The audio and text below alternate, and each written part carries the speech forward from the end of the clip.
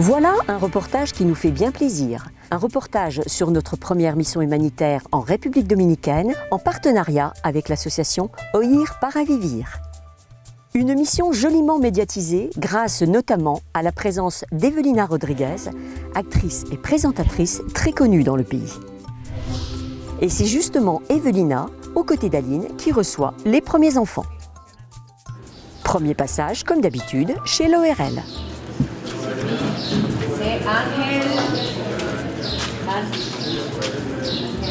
Grâce à notre expérience, l'installation se fait rapidement et sereinement. Nous sommes donc basés à Hato-Mayor. L'idée est de recevoir 7 écoles d'enfants sourds et malentendants en 7 jours.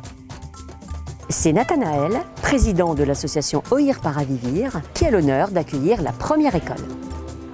Hyper intense, hein. Wow, il faut être partout, tout le temps, mais c'est hyper intéressant. Par contre, beaucoup de travail, quoi. Une fois les dossiers complétés, le passage auprès de l'ORL est primordial et c'est Sylvie sur cette mission qui vérifiera toutes les oreilles. Sylvie formera également 2 médecins au poste d'ORL afin d'assurer l'avenir de cette mission. Et c'est Christine, présidente d'Audition Solidarité, qui lance les premières audiométries. Vu le nombre d'enfants, elle sera très vite secondée par Céline.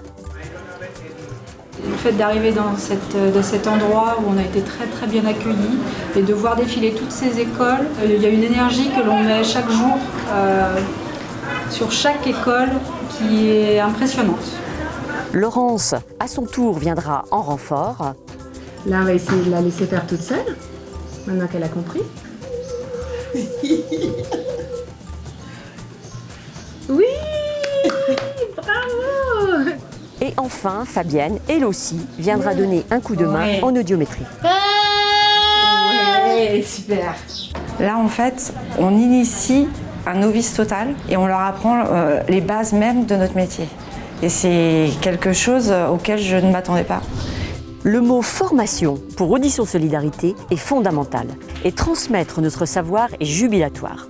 Nous nous retrouvons maintenant avec Jean-Pierre pour la prise d'empreinte.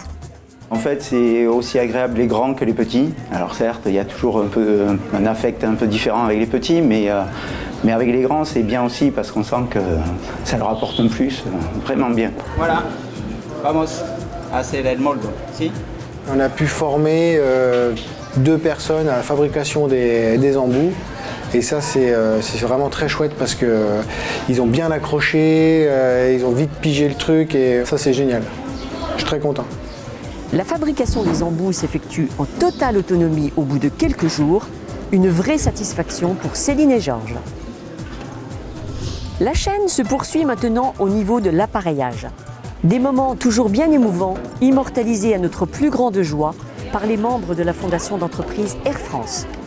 C'était tout le temps très fort au niveau de l'activité, au niveau de l'émotion, à la fois au niveau de l'équipe. Des émotions de la part des parents aussi qui étaient assez émouvantes, assez fortes. Donc oui, il y a beaucoup de moments, j'ai pas un moment particulier. Et parfois, les réactions des plus grands sont bien surprenantes.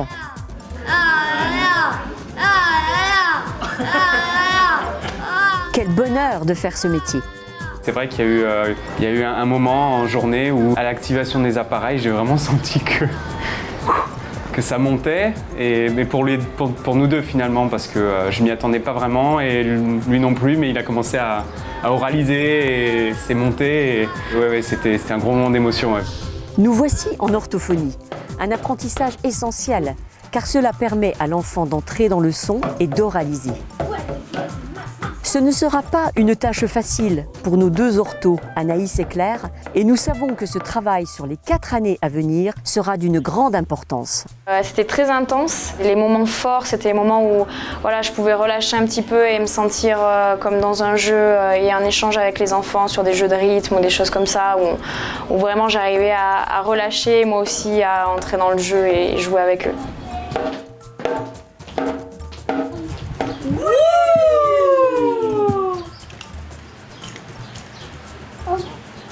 Bien. Mission très prometteuse, mais nous avons beaucoup de travail à faire parce que ce sont des enfants qui ne sont que dans le signe, mais alors les écoles d'enfants sourds ont basculé dans le signe essentiellement et il n'y a pas d'oralisation. Maman. Maman. On ne lâche rien et on tente de transmettre dès cette première mission quelques techniques, quelques bases d'orthophonie à l'équipe de République dominicaine. Nathanaël, de son côté, toujours à fond, donne les derniers conseils pratiques sur la maintenance des appareils auditifs. Ça y est, la mission touche à sa fin avec le départ du bus de la dernière école. Au revoir et merci à tous pour ces moments de bonheur. Hâte de vous retrouver l'année prochaine. Rendez-vous pris pour mai 2020. Une expérience forte à tous les niveaux. L'émotion avec les enfants et puis l'expérience avec vous. J'ai une expérience humaine incroyable. Il n'y a pas de mots pour dire. Hein.